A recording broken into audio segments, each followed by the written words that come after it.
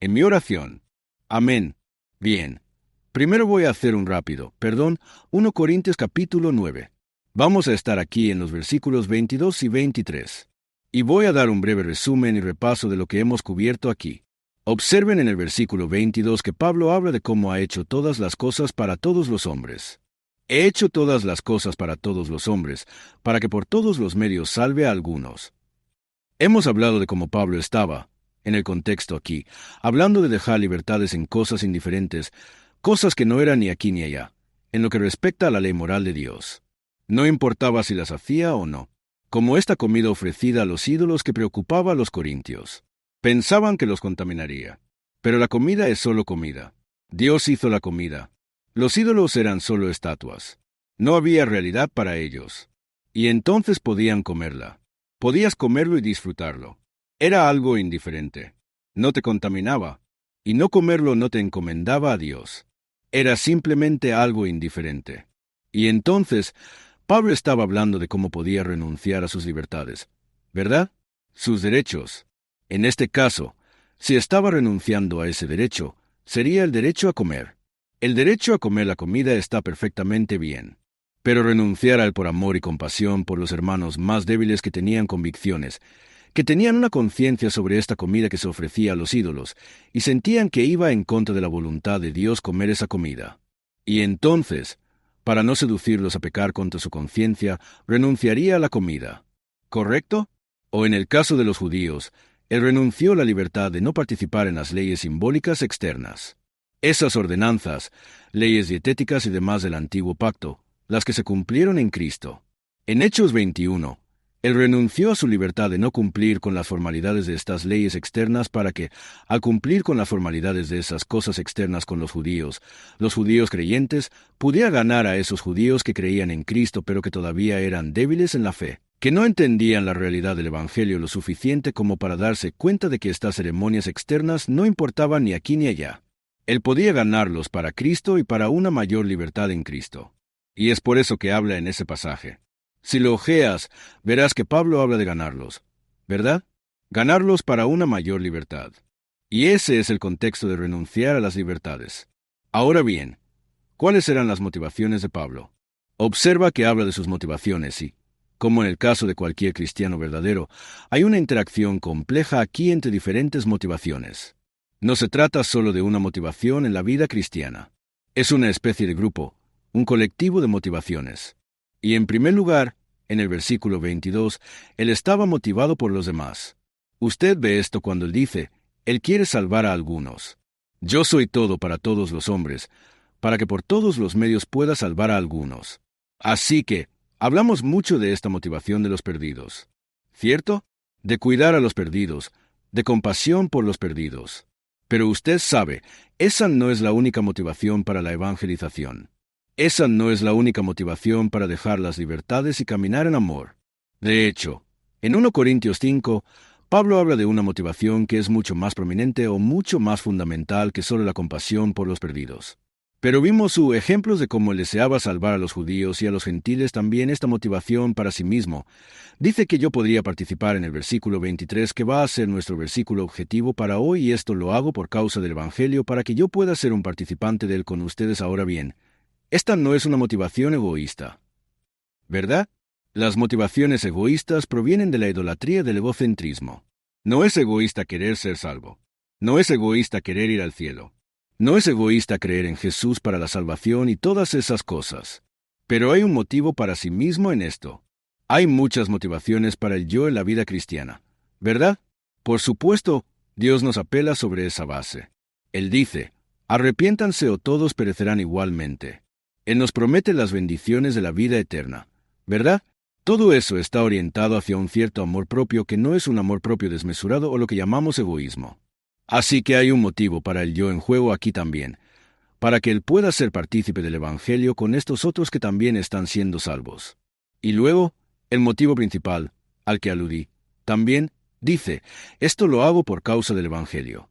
Y hay una motivación que es completamente la palabra de Dios, y la tenemos clara en 2 Corintios capítulo 5, donde Pablo dice, el amor de Cristo nos constriñe o nos obliga, porque así juzgamos, que si uno murió por todos, luego todos estamos muertos, y que por todos murió, para que los que viven ya no vivan para sí, sino para aquel que murió y resucitó por ellos. En términos simples, Él murió por mí, yo debo vivir para Él. Esa es la motivación fundamental que subyace detrás de todas estas otras motivaciones. A veces creo que tratamos de emocionarnos con compasión por los perdidos y hablamos de cuántas personas van al infierno y todas estas cosas para tratar de generar algún tipo de frenesí emocional para salir y testificar. Pero, ya saben, por más que debamos tener compasión, Jesús tuvo compasión. Consideró a las multitudes como ovejas sin pastor. Las amó, se preocupó por ellas, les sirvió, les predicó el Evangelio de la vida eterna. Pero, en última instancia, nuestra motivación fundamental principal es esta restricción hacia Dios. Estamos obligados por el amor de Cristo porque nos ha mostrado tanta gracia, tanta bondad y tanto amor que nos empuja a salir y dar libremente como libremente hemos recibido. Así que hay un poco de complejidad en las motivaciones del cristiano por las que sería tan sacrificado. ¿Por qué? Cuando tienes estas libertades de las que puedes disfrutar. Por ejemplo, oye, podrías comer esa comida deliciosa que, sí, ha sido ofrecida a los ídolos, pero ¿por qué dejarías eso debido a la conciencia débil de otra persona? ¿Por qué harías eso? ¿Por qué dejarías eso? Dejarías tu propio apetito, tu propio disfrute de las cosas de la vida por los demás. ¿Por qué dejarías algo por los demás? Y principalmente es por Dios. ¿Correcto? Pero también es por los demás. Por supuesto, y también es incluso por ti mismo, porque en esa entrega entras en una participación en la comunión del Evangelio de Jesucristo. Y eso es de lo que quiero hablar hoy. Así que aquí hay una especie de repaso y un resumen. Y ahora quiero hablaros de cómo todo esto se une. ¿Recuerdan estos últimos sermones de esta serie? Participando del Evangelio, hemos estado hablando de muchas cosas diferentes. Quiere decir, comenzamos con un sermón hablando de qué es lo que nos contamina. Y hablamos de cómo las cosas externas no pueden contaminarnos. Esta comida ofrecida a los ídolos, comerla o no comerla, no importaba, no podía contaminarte. No tocaba el alma. La comida va a tu estómago. Se va, ¿verdad? Hablamos de eso. Luego hablamos. Eso nos llevó a hablar de las leyes simbólicas en el siguiente sermón. Hablamos de cómo hay una verdadera indiferencia hacia estas leyes simbólicas. No tienen realidad en sí mismas. Son solo símbolos. Son solo cosas externas. Estaban apuntando hacia realidades. Todo ese antiguo pacto, el sistema con todas sus tediosas ordenanzas que uno debe seguir, sacrificar animales y las leyes dietéticas y no poder tocar su cadáver o contaminarlo, todas estas cosas simbólicas, hay una indiferencia hacia ellas. Sí, Dios las ordenó en el antiguo pacto. Eran obligatorias, pero apuntaban hacia realidades y hablamos de cómo el cristiano del nuevo pacto tiene más entendimiento para entender que enfatizamos las realidades. ¿Cierto? Ahora, el bautismo y la comunión, esas son nuestras únicas ordenanzas externas simbólicas bajo el nuevo pacto. Un pacto muy simple. Muy simple. ¿Cierto? Ahora, esas son importantes. Debemos bautizarnos y debemos participar en la comunión. Pero esas ordenanzas simbólicas no son nada aparte de la realidad de la fe en el corazón. De la fe real en el corazón. Y del amor a Dios, por supuesto. Y entonces hablamos de eso. Y eso nos llevó incluso a extender este razonamiento a cualquier cosa externa. Hacemos muchas cosas externas, como predicar, ¿no? En lo que estoy participando ahora mismo. Rezar, ¿no? Vienes a la iglesia, rezas, o das una ofrenda en el plato, o tal vez le das algo de comida a los pobres. Cualquiera sea el caso, ¿de acuerdo? En cualquier cosa externa, siempre se puede hacer por motivos correctos o incorrectos. Ninguna cosa externa en sí te recomienda a Dios. Tiene que haber una realidad detrás de lo que estás haciendo. Tantas veces en la Biblia, Dios se queja de su pueblo haciendo las cosas externas, haciendo las apariencias externas de adoración, y sus corazones estando lejos de Él. Isaías capítulo 1, por ejemplo. Y entonces empezamos a hablar de eso. Y luego terminamos hablando de la ley. Hablamos de nuestra relación con la ley como cristianos. Y hablamos de cómo no solo estamos libres de estas ordenanzas simbólicas, y no solo que en el nuevo pacto tenemos solo dos. Muy simple. Y tenemos mucha libertad, ¿verdad? Y si nos fijamos en las ordenanzas del bautismo y la comunión, no es una larga lista de cosas complejas que tenemos que hacer, ¿verdad? Hay mucha libertad porque ahora somos tratados como hijos, no como siervos. Dios nos da el entendimiento para darnos cuenta de su intención en estas cosas. Y por eso hay mucha libertad. No solo es por el bien de la adaptabilidad. El Evangelio va a llegar a todas las naciones. Necesita implementarse en todas las diferentes culturas, lugares y localizaciones. En todos los climas diferentes. Ya sabes, en todos los climas diferentes. Y hay muchas razones por las que el nuevo pacto es más sencillo. Y hablamos de cómo para los cristianos bajo el nuevo pacto, no solo estamos libres de esos símbolos del Antiguo Testamento que eran complejos y una carga, que te atan, se les llama un yugo pesado, sino que también estamos libres de la ley. Sí, en su totalidad, libres de la ley. ¿De qué manera estamos libres de la ley? ¿Eso significa que somos libres de salir y asesinar y robar y mentir y quebrantar todos los 10 mandamientos? No, no significa eso. Hablamos de cómo la libertad de la ley significa que no estamos bajo el poder de la ley para castigarnos. No estamos bajo la culpa. La culpa de nuestros pecados ha sido levantada porque Cristo la tomó en la cruz, ¿verdad? No llevamos la culpa. No llevamos el castigo. Y no estamos bajo la obligación de guardar la ley como un sistema de justicia. Así que hay una libertad en la cruz.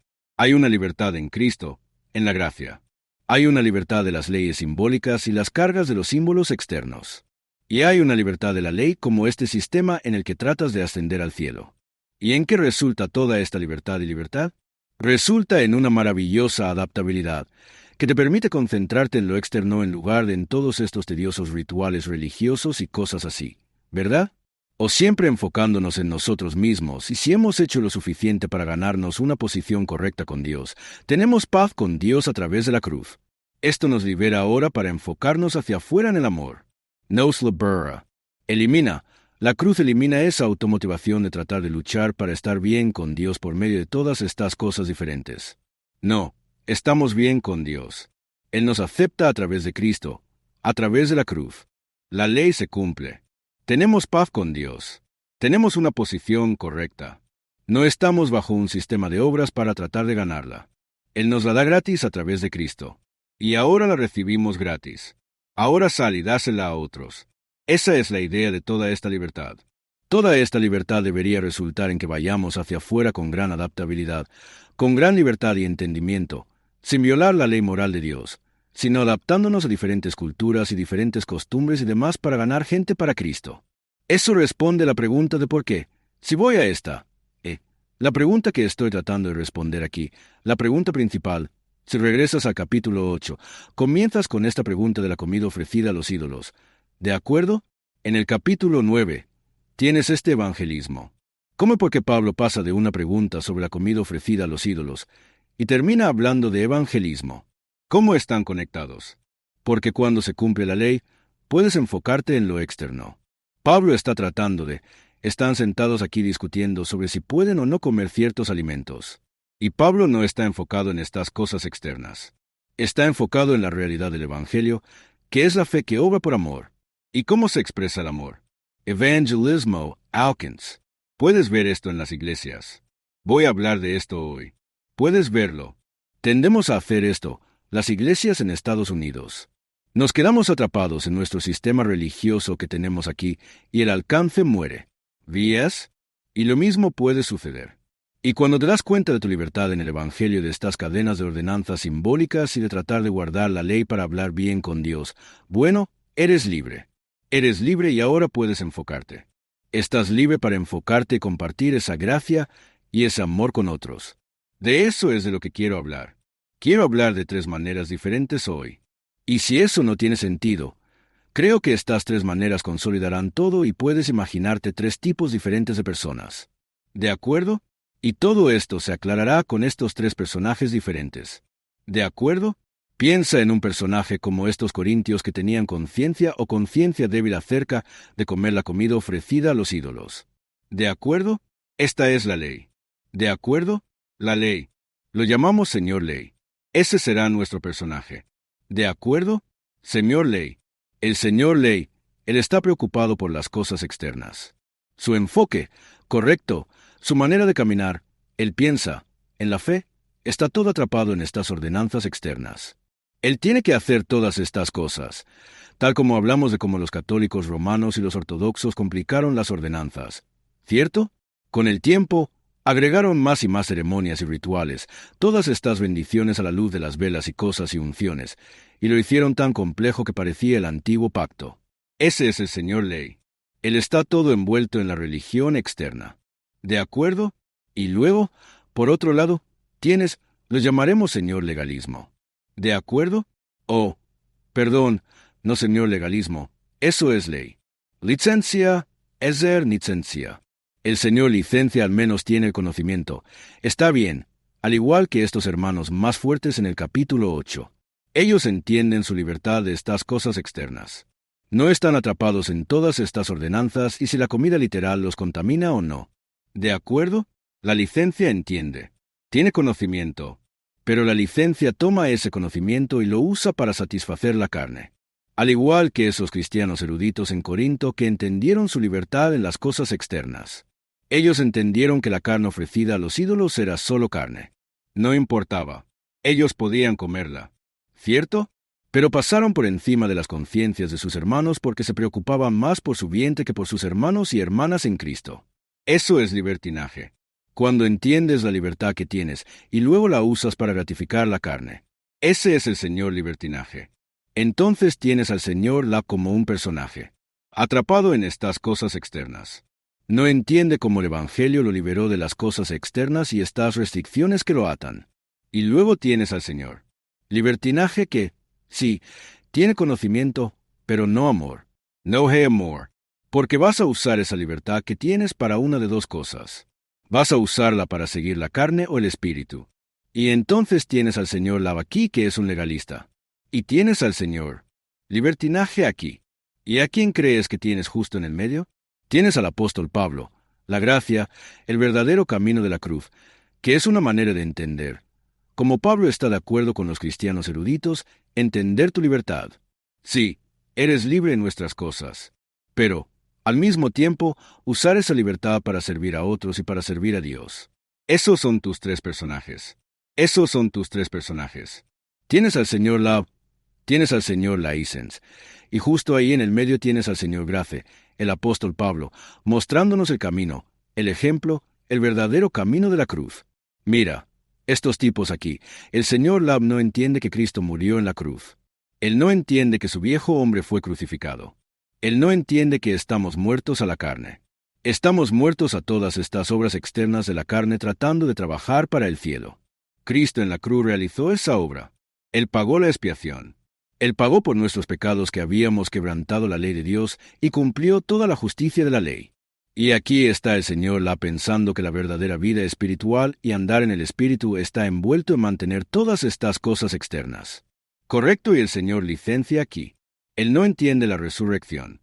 Él no entiende que tienes una nueva vida no para gratificar la carne, sino para andar en el Espíritu, para andar en el poder del Espíritu, el fruto del Espíritu. Ama primero el fruto del Espíritu y entonces tienes estos dos y creo que puedes ver esto con diferentes cristianos. Hay un espectro probablemente, cualquiera de nosotros probablemente se inclinará más hacia él. Legalismo o más hacia la licencia, correcto. Pero lo que queremos es la manera excelente, lo que queremos es entender la libertad y luego usarla para la gloria de Dios y usar nuestra libertad para lo que edifica y edifica la iglesia y construye el reino de Dios. Puedes ver que Pablo es el que opera en verdadera gracia porque aquí están discutiendo sobre la comida y él está ganando almas y entonces en el capítulo 8, si quieres hacer este estudio más tarde, capítulo 8, verás legalismo. Una fe débil que está atrapada en las cosas externas y si te contaminan o no. En el caso de 1 Corintios 8, es la comida ofrecida a los ídolos. Las personas que son débiles en la fe legalistas son supersticiosas acerca de las cosas del mundo que creen que los contaminarán espiritualmente. Las cosas externas los contaminan. Tienen convicciones sobre muchas cosas externas. Esa es la fe débil. Esa es la tendencia al legalismo. Pero, por otro lado, si avanzamos al capítulo 10, al que nos dirigimos, tenemos al Señor licencia. Y veremos cómo aquellos que entienden su libertad en Cristo se caen del otro lado del caballo. ¿De acuerdo? Se caen del otro lado del caballo. Usan su libertad, entonces, para gratificar la carne, y lo que sucede es que los lleva a un descuido y a caer en un pecado absoluto. Y entonces, justo en el medio, en el capítulo 9, tenemos a Pablo. ¿No es interesante? Así que tenemos a nuestros tres personajes, uno en cada capítulo. En el capítulo 8 tenemos tendencias legalistas.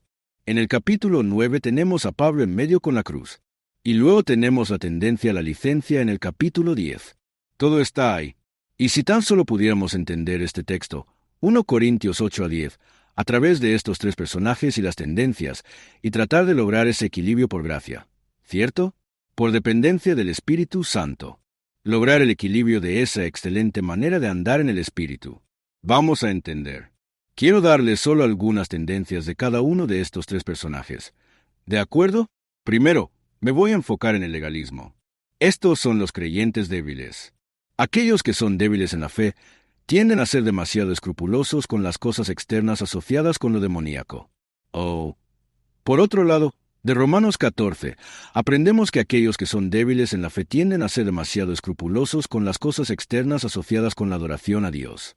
Así que alguien con una tendencia legalista va a estar completamente absorto en qué día debemos adorar al Señor. Y tiene que ser este día. No puede ser otro día. ¿Cierto? Cosas externas. Gálatas 4 enumera los días como una de estas cosas externas que les preocupan. Y un legalista va a estar atrapado en los detalles de cómo hacemos la comunión, qué usamos, cuándo y con qué frecuencia hacemos la comunión, y los detalles del bautismo, y cómo nos bautizamos, y van a gastar mucha energía hablando de los modos del bautismo, y de cómo nuestro grupo lo hace bien, y todas estas cosas. ¿De acuerdo? Tendencias legalistas. Lo que delata esta tendencia al legalismo es un énfasis excesivo en estas cosas externas. No es que las cosas externas no importen. Sí, importan. Queremos practicar la comunión lo mejor que podamos decir por las Escrituras que debe hacerse. Lo mismo con el bautismo. Pero lo que los delata, lo que los traiciona, es esta obsesión con lo externo. Y nada, cuando se trata de las cosas reales que importan, las cosas internas. Esa es la tendencia legalista. ¿De acuerdo? Y entonces, tenemos esa tendencia. La santidad va a ser enfatizada por el legalista. Aquellos atrapados en una mentalidad legalista harán mucho de la santidad de Dios, pero en disminución del amor y la aceptación de Dios. Es importante que enfaticemos la santidad. Santo, santo, santo es el Señor. Tenemos que enfatizar la santidad, pero no en disminución del amor y la aceptación de Dios. Ahora, queremos sentarnos ante la Biblia y orar para que el Espíritu Santo nos revele, como Isaías, nuestros pecados y la justicia perfecta de Dios, para que seamos humillados y quebrantados ante Dios. Queremos darnos cuenta del alto y posible estándar de la justicia de Dios.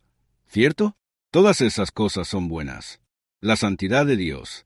Pero si cuando se trata del amor de Dios y el hecho de que nos ha aceptado en el amado, que nos ha aceptado en Cristo, nos ha perdonado todos nuestros pecados, y Él dice, trataré misericordiosamente con sus injusticias y sus pecados y sus iniquidades, no me acordaré más. Si son solo grillos cuando se trata de nuestra aceptación en Dios y su maravilloso amor por nosotros, ¿verdad? Algo está mal. Tiene que haber equilibrio. Y por lo tanto tiende a haber una inclinación hacia la enseñanza de la santidad y de una manera desequilibrada, sin enfatizar el amor y la aceptación de Dios y cómo estamos completos en Cristo. Nuevamente, se centran en las ordenanzas externas, sin comprender la libertad. Observe también que el legalismo se delata por la complejidad y las cosas externas. Cuanto más se adentra en el legalismo, más personas comienzan a complicar lo que llamamos iglesia. ¿Verdad? Iglesia. La iglesia es el pueblo de Dios. ¿Verdad? La iglesia no es el edificio. No hay nada sagrado en el edificio. ¿De acuerdo? La iglesia es el pueblo de Dios. Podemos reunirnos bajo un puente. Es el pueblo. Pero cuando tienes esta mentalidad legalista, comienzas a enfocarte más en las cosas externas. Y se vuelve muy importante para ti el entorno de la iglesia y para qué se usa la iglesia, para qué se usa el edificio y para qué no. Y todas estas cosas que se enfocan en lo externo. ¿Cierto? Otra señal de este legalismo es el hecho de que cuando se trata de esto que llamamos iglesia o seguir con los movimientos de nuestra religión, seguirán agregando y agregando y agregando y agregando y agregando diferentes cosas. No es solo que vengas a participar en la comunión el domingo, sino que ahora tendrás requisitos impuestos y que te obligarán a pasar por un proceso de preparación para participar en la comunión, para preparar tu corazón y simplemente agregar capas y capas de diferentes cosas. Por eso se llama yugo. Todo lo que agregas es una cosa más con la que te atan. Eso es lo que hace el legalismo. Te ata con muchas reglas diferentes. No toques, no gustes, no manejes, no hagas esto, haz aquello. Hazlo de esta manera. ¿Cierto? Esa es la idea del legalismo. Doctrinas favoritas. Esto es un gran indicio. Tienes una tendencia legalista cuando tomas una doctrina que no es una doctrina primaria, que es una doctrina secundaria o terciaria, lo que significa que aún no lo es. Aquí está. No eres salvo en función de si sostienes o no esta interpretación particular de un pasaje o algo así. Tomas un médico favorito y simplemente lo exaltas hasta el punto en que divides y escupes fuego a otras personas que no están de acuerdo contigo ahora que ese es probablemente un indicador legalista. Carnalidad y maldad. Vemos esto con los fariseos. Cuando tienes una iglesia o una persona que tiene una tendencia legalista, recuerda, ley y gracia, esas mentalidades son diferentes. Entonces, cuanto más te inclinas hacia la ley, menos gracia. Y menos gracia, menos realidad. Y menos realidad, menos amor. Menos tolerancia. Menos paciencia. Todas estas cosas buenas que vienen del Espíritu Santo. Así que verán, como los fariseos, mucho cuidado y tedio para hacer los diezmos y los ayunos y cosas así. Y exteriormente, pueden maravillarse de esta persona. Quiero decir, realmente tienen su programa religioso en marcha. Quiero decir, pasan tiempo ayunando y orando. Pueden hacer un ayuno de Daniel de 40 días o 60 días o 120 días. Pueden hacer, ya saben, todas estas cosas que tienen. Su sistema. ¿De acuerdo? Es muy impresionante. Pero son viciosos. Son viciosos. Como los fariseos. Es como, ¿cómo puedes ser tan religioso y, sin embargo, tan vicioso con otras personas? ¿Sabes? Eso es un indicador de que están operando en un paradigma carnal en su vida. Y toda su religión es carnal. Prejuicio injustificado a aquellos que son débiles en la fe tienden a juzgar y despreciar a aquellos que no están atados a su sistema de religión. Mira, es miserable en el legalismo, es miserable cada regla que agregas, cada estipulación estipulada que agregas es una cosa más que te ata, ¿cierto? Recuerda lo que Pablo les dice a aquellos que son débiles en la fe en Romanos 14. Les dice que no desprecien a los que tienen, o que no juzguen a los que tienen la libertad. Es nuestra tendencia. Cuando todos estamos atados a todo nuestro legalismo, es nuestra tendencia a comenzar a despreciar al hermano o hermana que tiene más libertad. ¿Cierto? Prejuicio no deseado, y puede haber autojustificación allí. Mírame, estoy manteniendo la línea. No estoy incursionando en esas cosas en las que ellos están metidos. ¿Sabes? Vergüenza debería darles, y este tipo de autojustificación. ¿Cierto? Despreciar a los demás. Otra señal es la falta de alcance compasivo. Creo que uno de los mayores indicios de una iglesia carnal es la falta de alcance. Está perfectamente ilustrado por los corintios sentados discutiendo sobre la comida y si debían comerla o no. ¿Cierto? El señor Love está aquí, discutiendo. Oye, no podemos tocar esa comida, se la han ofrecido a los demonios. El señor Laísens está aquí, podemos comer la comida. Me la voy a comer. La comeré aquí mismo, frente a ti.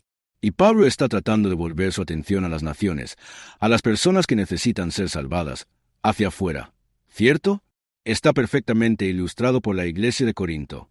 Y tan a menudo, ¿no es ese el caso? Donde nos inclinamos hacia un lado o hacia el otro, y que nos falta sino amor, que nos falta sin el camino excelente. En ambos lados, lo estás perdiendo. Ambos lados, lo estás perdiendo. Realmente espero que podamos entender esto y captar este bonito camino intermedio de la gracia. Y entonces, la falta de alcance compasivo. Amigos, queremos evangelismo por aquí. Queremos evangelismo y misiones. Queremos estar enfocados hacia afuera, pero queremos que provenga de la gracia real que fluye a través de nuestros corazones. Ahora, hablemos de la licencia. La licencia se aplica a aquellos que tienen conocimiento de su libertad, pero que usan su libertad como un medio para satisfacer la carne, en lugar de un medio para amar a otros en Dios. ¿Cómo se ve la licencia? ¿De acuerdo? Se reconoce muchas veces al enfatizar el amor, pero disminuyendo la santidad. ¿De acuerdo? Así que hablan mucho sobre el amor y la aceptación de Dios. Dios nos ama. Hablan sobre el amor temerario de Dios y como Él simplemente me ama y no importa cuánto peque. Él simplemente ama y ama y ama y se emociona al respecto. ¿De acuerdo? Es algo maravilloso hablar sobre el amor de Dios. Es algo maravilloso, pero no para disminuir la santidad. No para disminuir la santidad de Dios. ¿Qué dice Dios en el Nuevo Testamento? Citando Levítico. Sed santos, como hijos obedientes. Sed santos, porque yo soy santo. ¿Cierto? Se enfatiza el amor en detrimento de la santidad. Estas son tendencias. ¿De acuerdo? Orgullo y libertad. En esto, debes escuchar con mucha atención. La persona con licencia. Aquellos que toman la gracia como licencia tienden a jactarse de su libertad, hablando de cómo Cristo los ha liberado de la ley, lo cual es cierto. Pero escucha esto.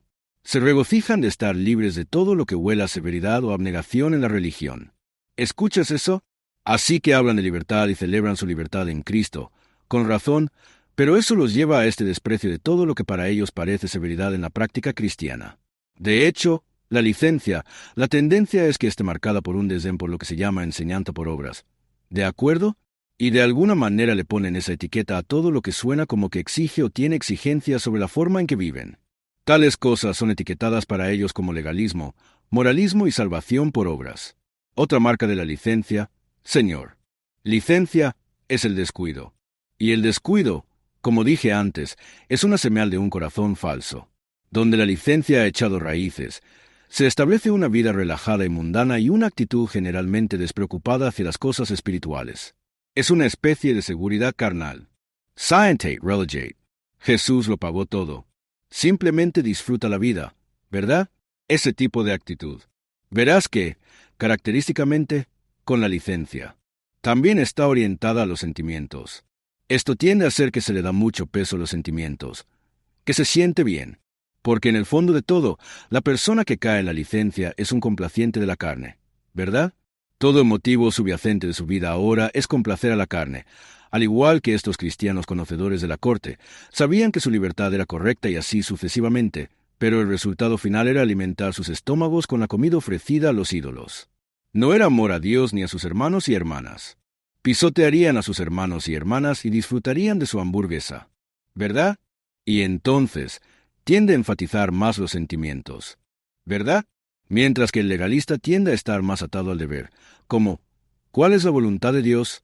Y dando a entender todas estas cosas sobre las ordenanzas y qué es, la licencia tiende a ser más lo que se siente bien, ¿verdad?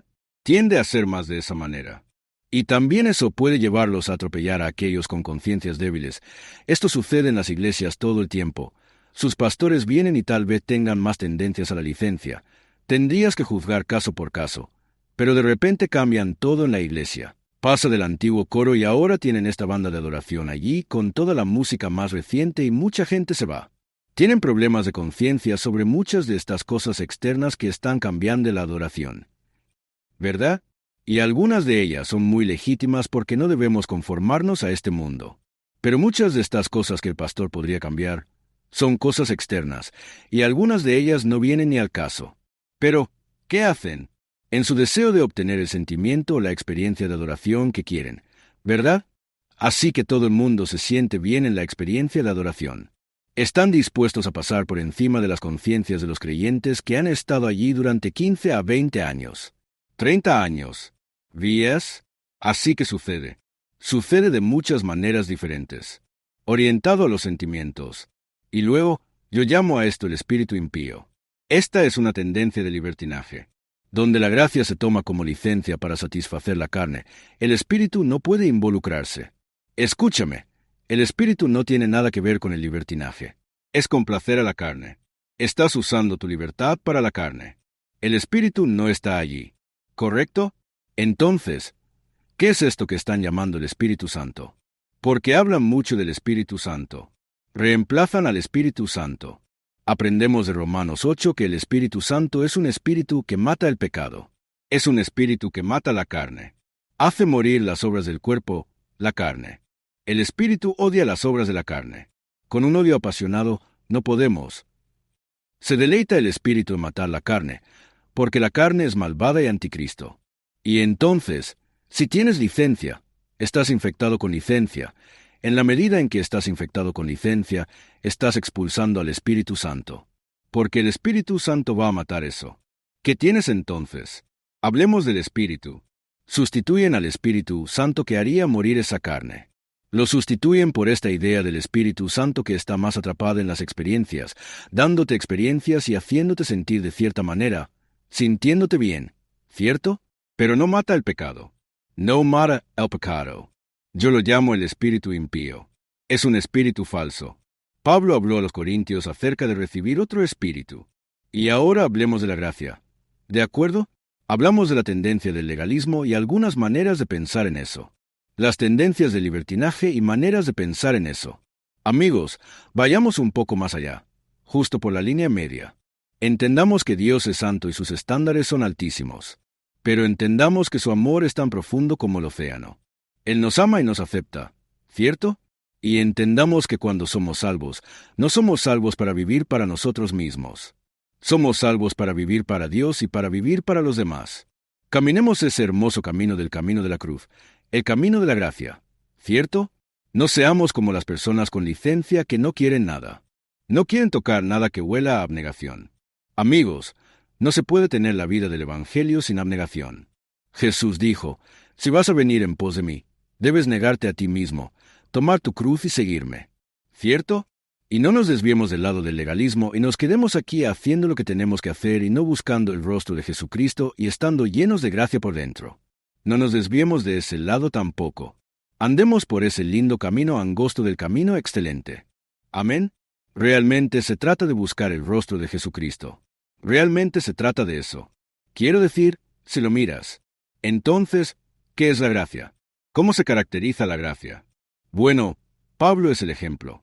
Él comprendió su libertad, pero estaba dispuesto a renunciar a ella sacrificialmente si usarla obstaculizaba el Evangelio. No usó su libertad para sí mismo, sino para la gloria de Dios, y le permitió ser muy adaptable y tener libertad entre los gentiles. Renunciar a esas libertades le permitió ministrar a los judíos creyentes legalistas. Se hizo todo para todos los hombres para poder salvar a algunos. La gracia se reconoce por, y ahora, por favor, únelas como un todo. Cuando estés mirando una iglesia o estés tratando de examinar tu propia vida, únelas como un todo. Cualquiera en sí mismo. Póngalos juntos. En primer lugar, se enfatiza a Jesús y la cruz. ¿De acuerdo? Y se enfatizan correctamente. Eso significa que hay un énfasis en la gloria de Cristo. Hay un énfasis en la obra terminada de Cristo en la cruz. Hay un énfasis en la gracia gratuita, que predicamos aquí, creemos aquí. Gracia gratuita, no obras. En el momento en que confías por primera vez, pasas de muerte a vida. No vendrás a condenación, dice Juan 5. Y un énfasis en el Cristo viviente en nosotros. Estoy crucificado con Cristo, y ya no vivo yo, mas vive Cristo en mí. Y la vida que ahora vivo, la vivo por fe en el Hijo de Dios, el cual me amó y se entregó a sí mismo por mí. Ese versículo, Gálatas 2:20, se enfatizará donde hay gracia. Gracia.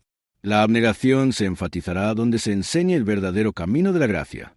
La abnegación se enfatizará. Jesús la enfatizó. Los apóstoles la enfatizaron. Eso es porque ellos anduvieron en el camino de la cruz. Donde hay mucha gracia, hay humildad y abnegación. Se habla mucho no solo de creer, sino de morir al yo y vivir para Cristo por el poder del Espíritu. No oirás mucho de eso en el grupo de licencia. No quieren hablar de abnegación, de negar la carne, de dar muerte a las obras de la carne. No quieren hablar de eso. La dependencia del Espíritu se va a enfatizar donde estás andando en el verdadero camino de la gracia, donde la gracia está obrando. Va a haber un énfasis continuo en esta dependencia. Los estudios bíblicos animados tomados en sí mismos no dicen mucho, pero deberían ser una señal de gracia, andar en el verdadero camino de la gracia. Cuando una persona o una iglesia anda a la gracia, el tiempo en la Biblia tiende a estar marcado por una revelación impactante y una revelación transformadora. La gente está cambiando, la gente está creciendo debido a los estudios bíblicos, debido a la enseñanza. La oración. La gracia fluye del trono de la gracia. Aquellos que están andando en el verdadero camino de la gracia están mucho en oración, y la oración será enfatizada donde haya un verdadero andar en la gracia de Dios. El sacrificio desinteresado será la marca de aquellos que anden en la verdadera gracia. Habrá algunas personas sacrificadas y dadivosas. Eso era Pablo. La verdadera gracia obliga al cristiano a hacer un sacrificio vivo para Dios, poniendo sus propias cosas por los demás y buscando la gloria de Dios. El fruto del Espíritu. Amor, gozo, paz. Todo esto, ¿correcto? Esas serán realidades en el trabajo mientras andemos en la gracia. Y luego, por último, flexibilidad en nuestras cosas. No será como, si no haces todo como lo hace nuestro campamento, entonces te escupiremos fuego. ¿Correcto? Donde hay gracia, hay flexibilidad. No ponemos el peso en estas cosas externas. ¿Correcto? De cómo hacemos iglesia, entre comillas. Bien, conclusión. Entonces, porque Pablo, Al responder a esta pregunta sobre la comida ofrecida a los ídolos, ¿terminó hablando de este evangelismo? ¿De acuerdo? Tengo que terminar pronto. Pablo buscaba otro tipo de realidad. No buscaba llenar la carne. Buscaba una realidad espiritual de una fiesta del Evangelio. En 1 Corintios 5 se habla de Cristo, nuestro sacrificio pascual por nosotros. Así que celebremos la fiesta, no con la vieja levadura, ni con la levadura de malicia y de maldad, sino con panes sin levadura, de sinceridad y de verdad. Esa fiesta es una fiesta espiritual. No se trata de alimentar nuestro estómago con alimentos como los corintios eruditos querían simplemente llenar sus estómagos. Es una fiesta de amor. Se disfruta a través del amor. Y Pablo dice en 1 Corintios 9:23, nuestro versículo de hoy, y esto hago, dejando a un lado el egoísmo para amar y servir a los demás. Esto lo hago por amor al Evangelio, para ser participante juntamente con ustedes. ¿Participar de qué? ¿La fiesta del Evangelio? La fiesta del Evangelio. No vas a disfrutar de la fiesta del Evangelio sin este conocimiento de tu libertad y abnegación. Amor desinteresado y sacrificial. No puedes disfrutarlo. Lo pierdes por la licencia. La licencia es una pérdida de la fiesta del Evangelio. Dice en 1 Corintios 10 que Israel tenía la misma comida espiritual y la misma bebida espiritual que tenemos hoy en Cristo. Tenían el mismo alimento espiritual. Pero muchos de ellos, dice, Dios no estaba complacido. ¿Por qué? Porque andaban según la carne. Andaban según la carne. Eran idólatras. Estaban llenos de lujuria. Dice que se sentaban a comer y beber y se levantaban a jugar. Solo querían llenar sus estómagos. Sin abnegación. Si vamos a caminar en pos de Cristo, tenemos que tener un alimento, una carne para comer, de la que habló en Juan capítulo 4 cuando dijo, «Yo tengo una comida para comer que vosotros no sabéis». Y Jesús les dijo, «Mi comida, mi alimento, es que haga la voluntad del que me envió». Esa tiene que ser tu comida y tu bebida si quieres participar en esta fiesta del Evangelio. Si realmente quieres ser un verdadero participante del Evangelio, tu comida y tu bebida tienen que ser la voluntad de Dios. ¿Qué significa eso? En Juan 10, como Cristo, Él entregó sus libertades y derechos. Él dijo, «Nadie me quita la vida, sino que yo la pongo de mí mismo». Ese es todo un modelo para nuestras vidas, entregar nuestras vidas, nuestras libertades y nuestros derechos en amor por los demás. Pero Él entregó su vida en la cruz, una negación de sí mismo. Jesús oró ante la cruz. Él dice, «Padre, que pase de mí esta copa, pero no se haga mi voluntad, sino la tuya». Esa es la fiesta. Eso es después de Cristo. Vivir para los demás. Nosotros que somos fuertes debemos soportar las flaquezas de los débiles y no agradarnos a nosotros mismos. Dice Romanos 15. Cada uno de nosotros agrada a su prójimo en lo que es bueno para edificación. Porque ni aun Cristo se agradó a sí mismo. Antes bien, como está escrito, los vituperios de los que te vituperaban cayeron sobre mí. Y entonces, allí, ves la fiesta del Evangelio, dejando las libertades que sabes que tienes, negándote a ti mismo y haciendo la voluntad de Dios y sirviendo a los demás. Entonces estás participando. Pablo dice, «Esto hago para ser copartícipe del Evangelio con vosotros». Eso supone que, si no tomamos esa cruz, no podemos disfrutar de la fiesta. No hay fiesta sin la cruz. Y la cruz es ese camino intermedio. No es el Señor. No. Porque el Señor Lab no está muerto para sí mismo. Todavía está tratando de ganar su salvación. No es licencia. No, eso no es la cruz. Eso no es abnegación. Es el Señor gracia, siguiendo el ejemplo de Cristo y Pablo. Saber que eres libre, pero estar dispuesto a dejarlo todo para salvar y servir a los demás. Ese es el verdadero camino de la gracia. Ese es el camino excelente. Eso es mucho de lo que hemos estado tratando de obtener en todo este estudio. Padre, te agradezco, Señor, por el excelente camino. Gracias por la gracia. Gracias por el ejemplo de Cristo. Gracias por el ejemplo de Pablo en 1 Corintios 9. Señor, no queremos vivir en el capítulo 8 y no queremos vivir en el capítulo 10. Señor, queremos vivir allí en el capítulo 9. Justo allí, en ese punto medio, la cruz de Cristo. Señor, ayúdanos a entender estas cosas. Ayúdanos, Señor, no solo a entenderlas, Señor, a ponerlas en práctica en nuestras vidas. Ayúdanos a evitar estos extremos de carnalidad, la religión carnal por un lado y solo complacer a la carne por el otro, Señor, pero caminemos en la verdadera gracia y evangelio de Jesucristo. Oro en el nombre de Jesús. Amén. Muy bien. Bueno, si pudiéramos hacer que los muchachos pasen al frente, vamos a UM.